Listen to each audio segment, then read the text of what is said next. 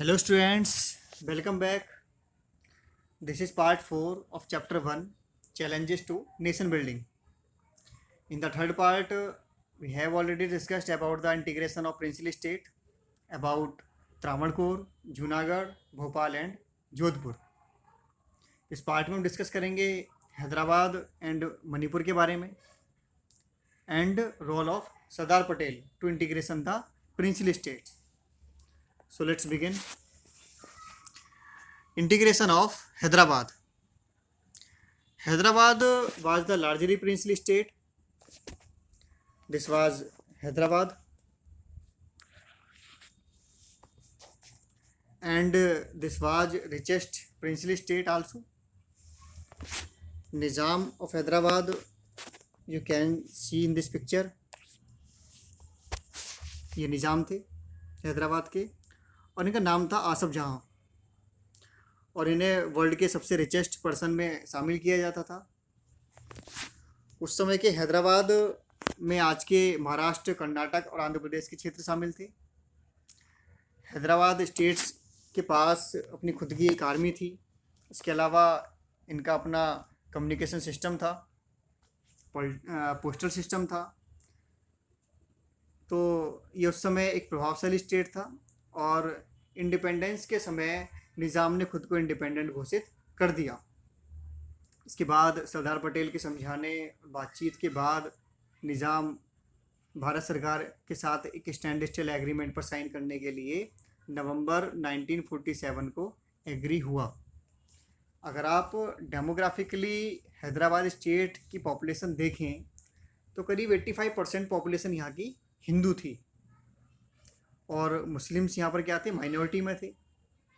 लेकिन गवर्नमेंट की दृष्टि से अगर आप देखें तो government, administrative machinery and politics, इनमें मुस्लिम जो है स्ट्रॉन्ग पोजीशन में थे और हिंदू पॉपुलेशन मेजॉरिटी में तो थी लेकिन उनके हाथों में पावर नहीं थी.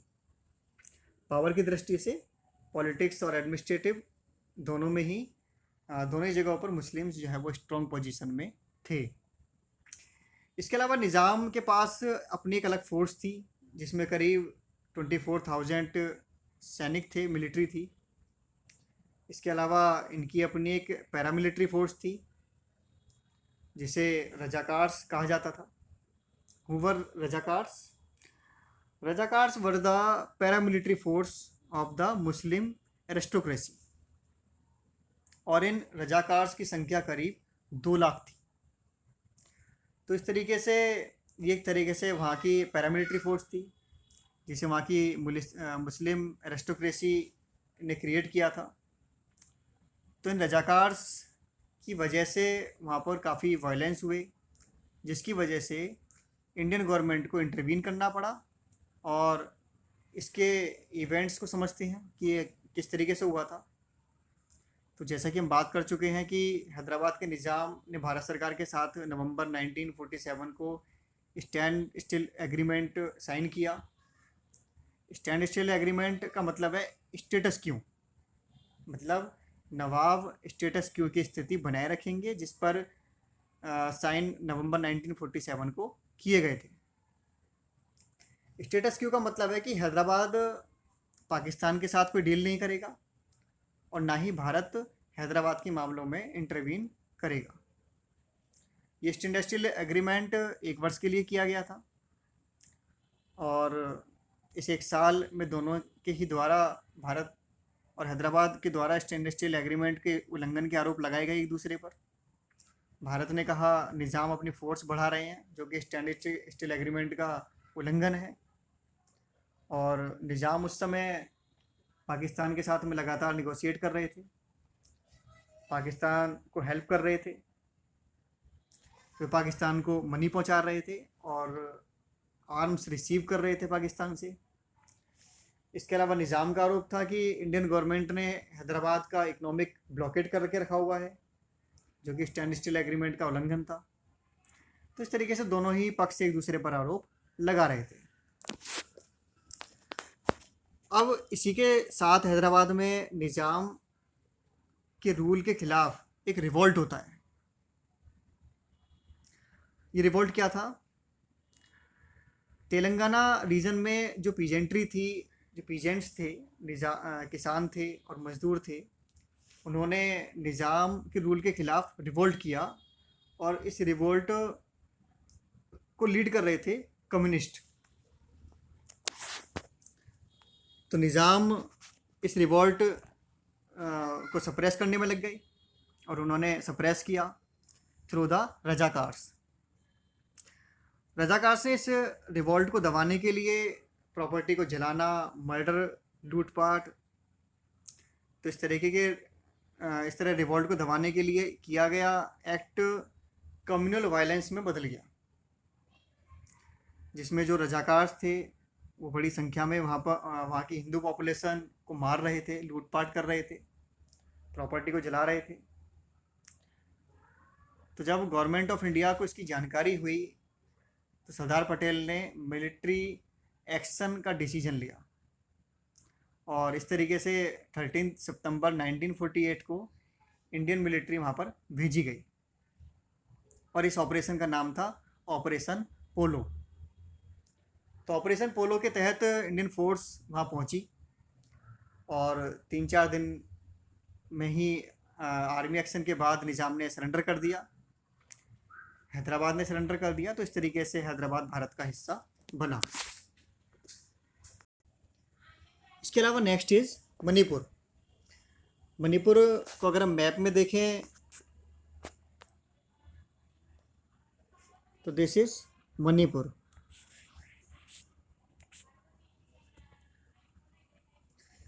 It is a border state and the large part of Manipur was the Burma। तो पहले एक इंडिपेंडेंट पार्ट था, बाद में ये ब्रिटिशर्स के अंडर में आ गया था।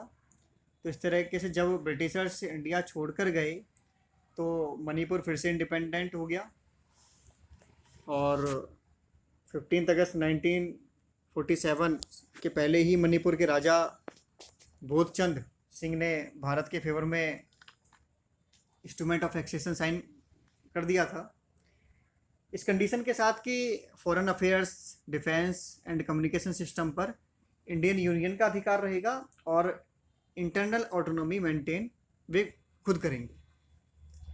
इस शर्त के साथ उन्होंने इंस्ट्रूमेंट ऑफ एक्सेशन साइन किया था। इसके अलावा यहाँ एक लेजिस्लेटिव असेंबली भी बन चुकी थी और सरदार पटेल इसी बीच यहाँ के राजा पर दबाव बनाए हुए थे और इसी के साथ यहाँ के महाराजा ने सितंबर 1949 को मर्जर एग्रीमेंट पर साइन कर दिया, but without consulting the assembly of Manipur.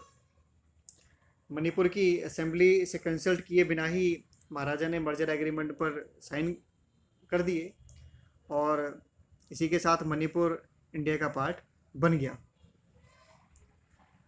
Manipur के संदर्भ में एक बात और ध्यान रखने की है कि मणिपुर पहला स्टेट था जहां पर यूनिवर्सल एडल्ट फ्रेंचाइज के आधार पर इलेक्शन हुए थे।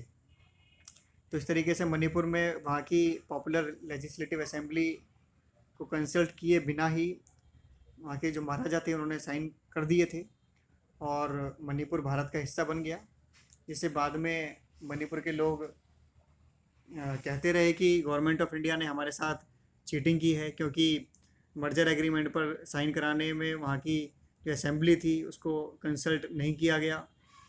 लेकिन आज की डेट में मणिपुर के लोग खुश हैं और ये प्रॉब्लम सॉल्व हो चुकी है। इसके अलावा एक नया टॉपिक आपके सिलेबस में ऐड किया गया है, that is Sardar Patel and the national integration.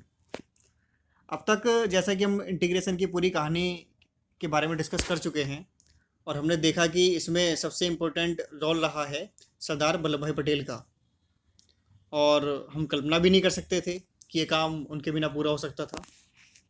Sardar Patel profession से एक लॉयर थे और खेड़ा सत्याग्रह 1918 में उन्होंने गांधी जी के साथ आंदोलन में भाग लिया। उसके बाद बारदौली सत्याग्रह जो कि 1928 में हुआ था, उसमें इन्होंने भाग लिया। इन आंदोलनों में भाग लेने से ये एक बड़े नेशनलिस्ट के रूप में उभर कर आए। गुजरात में इन्होंने बहुत अधिक सत्याग्रह किए, जैसे कि non cooperation movement civil disobedience movement, Bharat Chhodo Andolan, सभी में इन्होंने पार्टिसिपेट किया। और जैसे कि हम पहले ही डिस्कस कर चुके हैं, after independence he became first deputy prime minister of India and home minister of India. इसके अलावा इन्हें प्रिंसली स्टेट्स को इंटीग्रेट कराने की जिम्मेदारी भी सौंपी गई थी।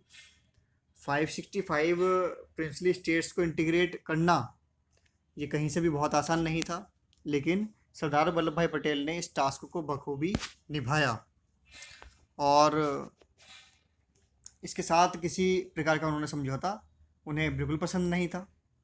एक मुख्य विजन के रूप में सामने रखकर वे इस टास्क को पूरा करने में पूर्ण रूप से सफल रहे, जिस वजह से उनको आयरन मैन ऑफ इंडिया के नाम से जाना जाता है।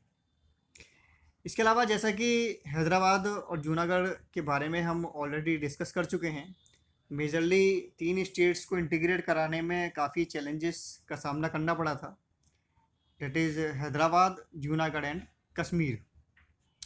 हैदराबाद और जूनागढ़ को इंटीग्रेट कराने में सरदार पटेल ने किस प्रकार का रोल प्ले किया, इसके बारे में हम ऑलरेडी डिस्कस कर चुके हैं।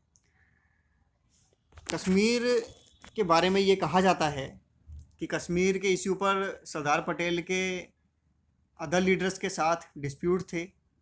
जब पाकिस्तान के कबायलियों ने कश्मीर पर अटैक किया और कश्मीर के महाराजा हरी सिंह के निवेदन पर जब भारत के द्वारा फोर्स भेजी गई, तो सरदार पटेल का कहना था कि इन कबायलियों को पूरी तरीके से खदेड़कर पूरा का पूरा कश्मीर अपने कब्जे में लिया जाए। तो भारत की फोर्स कश्मीर में लगातार आगे बढ़ रही थी, लेकिन इसी बीच पंडित जवाहरलाल नेहरू इस मुद्दे को लेकर यूनाइटेड नेशन चले जाते हैं। पटेल बिल्कुल नहीं चाहते थे कि इस मुद्दे को यूनाइटेड नेशन में ले जाया जाए, तो इस तरीके से कश्मीर का मुद्दा यूनाइटेड नेशन में जाने से पूरी तरीके से उलझ जाता है, जो कि आज तक उलझा हुआ है। तो ये एक ऐतिहासिक भूल थी पंडित नेहरू का यूनाइटेड नेशन जाना, जिसके फेवर में सरदार पटेल कभी नहीं थे। ये कहा जाता है कि अगर कश्मीर का मुद्दा पूरी तरीके से सरदार पटेल के हाथों में होता और उनकी बात मानी गई होती, तो कश्मीर, जिसे हम POK पाक ऑक्यूपाइड कश्मीर कहते हैं, वो आज भारत के पास ही होता, भारत के कंट्रोल में ही होता। इसके अलावा आज जो भारत की बाउंड्री हम देख रहे हैं, उसके लिए पूरा का पूरा क्रेडिट सरदार वल्लभ भाई पटेल को जाता है।